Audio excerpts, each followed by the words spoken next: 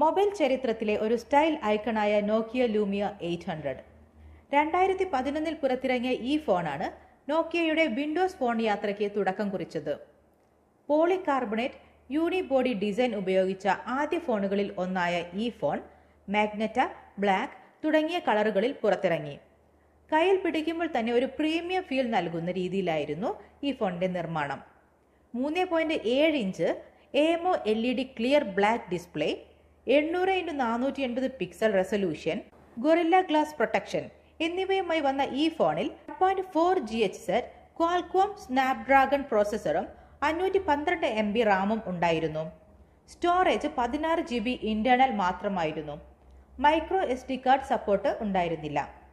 8 MB Carl Zeiss optics ക്യാമറയും dual LED ഫ്ലാഷും ഉപയോഗിച്ച മികച്ച ഫോട്ടോ ക്വാളിറ്റി ഈ ഫോണിന് നൽകാൻ സാധിച്ചു, പ്രത്യേകിച്ച് ലോ ലൈറ്റ് ഫോട്ടോഗ്രാഫിയിൽ. Windows phone 7.5 Mango operating system ഉപയോഗിച്ചിരുന്ന ഈ ഫോൺ ലൈവ് ടൈൽസ് UI കൊണ്ടാണ് ശ്രദ്ധ പിടിച്ചു പറ്റിയത്. 1450 mAh ബാറ്ററിയുമായി എത്തിയ ലൂമിയ 800 അതിന്റെ സ്മൂത്ത് UIയും വ്യത്യസ്തമായ ഡിസൈനും കാരണം ആ സമയത്ത് വലിയ ട്രെൻഡായിരുന്നു. ആൻഡ്രോയിഡിനും iOSനും ഇടയിൽ ഒരു വ്യത്യസ്ത അനുഭവം നൽകാൻ ശ്രമിച്ച ഈ ഫോൺ ഇന്നും മൊബൈൽ കളക്ടേഴ്സിന് ഒരു സ്പെഷ്യൽ പീസാണ്.